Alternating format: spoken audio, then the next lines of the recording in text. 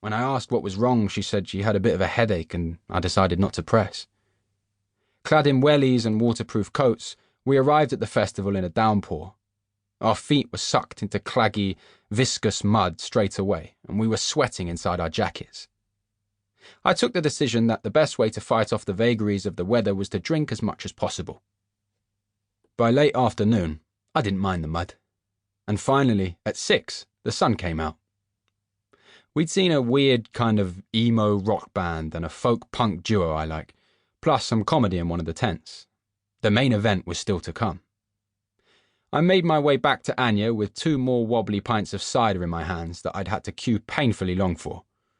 Her head was turned away from me, and as I reached her and said, "Hey," she seemed to startle. "You're shaking," I said, noticing her hand as she took the plastic cup from me. "Are you cold?" She gulped a long mouthful. Her eyes, when they met mine, were oddly bright. She seemed to be crackling with energy in a way that happened sometimes. It was very sexy. "It's nothing," she said, and turned to look at the stage. This was clearly a lie. "Hey," I said again, placing my hand on her slim arm, which was covered in goosebumps. "Did something happen?" She shook her head vigorously. "Oh, people are dickheads, that's all. Some bloke knocked into me and wasn't very sorry." "Where is he?" I said, turning to look at the thickening crowd.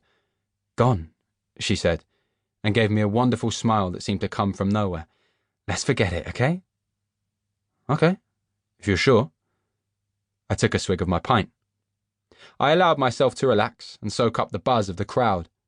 Soft evening light bathed us. The nearest group of people included a small girl whose face was painted like Spider-Man, and a man in shorts with an Oasis t-shirt that seemed to have come from younger, slimmer times, straining over his belly. He was bellowing about seeing Oasis at Glasgow to a small middle-aged woman with a long-suffering expression. Anya took a sip of her pint and did a little turn to survey the crowd. She was wearing what she called her festival dress, a long, hippie-ish affair with thin straps and a brown hem of mud, her waterproof coat tied around her waist.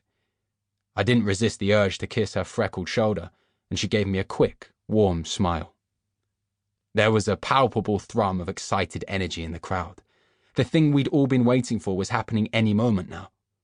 I heard someone call my name and turned to see Zoe squeezing her way towards us through the knots of people, grinning. Zoe was almost 6 feet tall with her afro, and, even though I'd repeatedly told Anya that I hadn't really noticed, you'd have to be insane not to recognise that she was kind of gorgeous.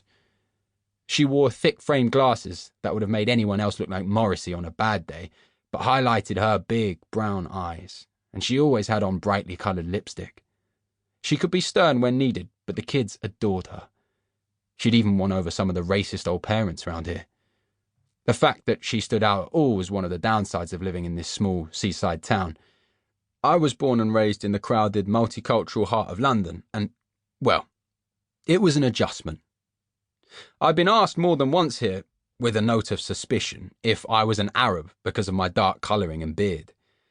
This place had its downsides, which sometimes made me want to run screaming back to the city, but it was also beautiful, cheap enough, and therefore home.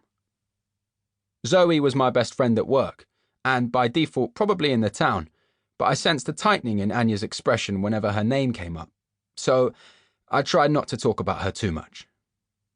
That Anya could ever be a bit territorial and jealous was frankly something I still found flattering. Anyway, Zoe was looking great at the festival in some sort of orange catsuit thing, with a thick yellow scarf around the front of her hair. She pulled me into a hug, and I could sense Anya tensing next to me. "Everything okay?"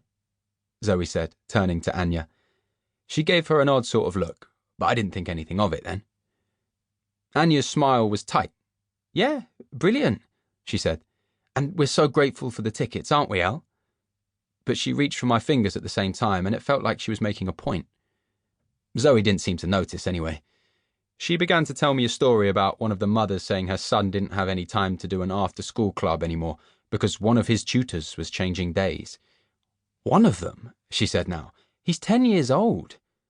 Our school didn't have too many pushy parents, but a slow gentrification process was happening in the town, which meant a new demographic of parent,